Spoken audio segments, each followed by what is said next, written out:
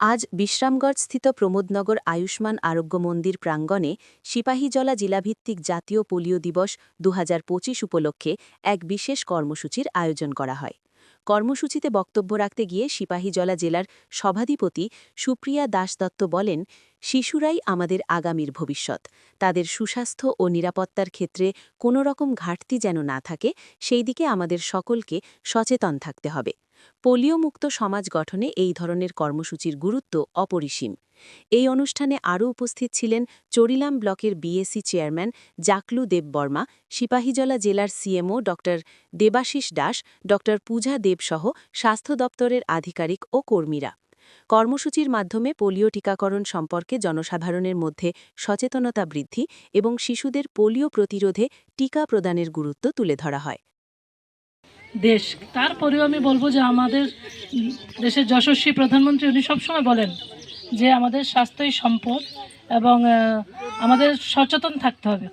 এই পোলিও যেন আবার আমাদের দেশে ফিরে না আসতে পারে, তার জন্য আমাদের স্বাস্থ্যকর্মীরা আমাদের সমস্ত অংশের মানুষকে স্বাস্থ্য পরিষেবা দেওয়ার লক্ষ্যে ওনারা কাজ করছেন। আমাদের এই যে সম্পদ, আমাদের শিশুরা, কচিকাঁচা যারা শিশুরা এখানে উপস্থিত হয়েছেন, তারাই আমাদের আগামী এই ভবিষ্যৎ, আমাদের দেশের সুনাগরিক হবে।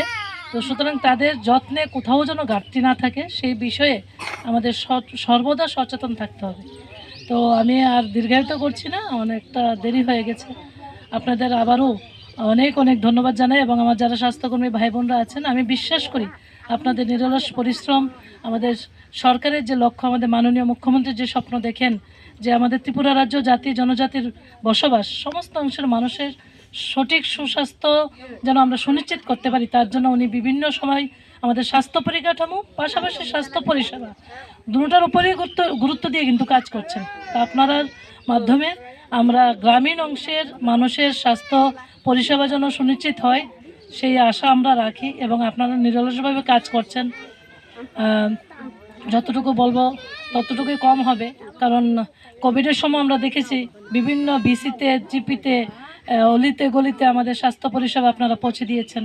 যারা আশাকর্মী আছেন প্রত্যেকেই আমি ধন্যবাদ জানাই এবং আজকের এই অনুষ্ঠানে আমাকে আমন্ত্রণ জানিয়েছেন তার জন্য। ভাইরাস দ্বারা সংক্রামিত একটি রোগ শিশুদের মধ্যে হয়, আর বিশেষ করে যদি সঠিক সময় যদি তার না করা হয়, চিকিৎসা না করা হয়, তাহলে পরবর্তী সময় দেখা যায় যে স্নায়ুতে যে এফেক্ট হয়, সেই জায়গাতে অনেক সময় তাদের প্যারালাইসিসও হতে পারে, ইভেন মৃত্যু হতে পারে। তো ভারত সরকার 1995 সাল থেকেই এই পোলিও টিকাকরণ কর্মসূচিটি চালিয়ে এসছেন, তা আমরা তার সাক্ষী। এবং বর্তমানে লাস্ট যেই পোলিওর যে কেসটা আমরা দেখতে পেয়েছি, সেটা হলো হাওড়াতে 13ই জানুয়ারিতে একটা লাস্ট কেস আমরা দেখেছি। তারপরে WHO 2014তেই ডিক্লেয়ার করেন যে ইন্ডিয়া ইজ পোলিও ফ্রি। তো তারপরে আমরা যেই কর্মসূচিগুলি করি, সেটা হলো গিয়ে নর্মাল যে ইমিউনাইজেশন প্রোগ্রামের সঙ্গে সঙ্গে প্রতি বছরই আমরা দুবার এই পোলিও টিকাকরণ কর্মসূচি করে থাকি। এই কারণেই করি যে এখনও সারা বিশ্বে যদি আমরা দেখি, সেখানে আমাদের যে নিকটবর্তী যে দুটি দেশ আছে, পাকিস্তান এবং আফগানিস্তান, সেখানে এখনও সেই পোলিও ভাইরাস আছে, পোলিও রোগ এখনও বাচ্চাদের মধ্যে দেখা যায়। তো সেই অর্থে আমরা এই কর্মসূচি প্রতি বছরই পালন করে আসছি।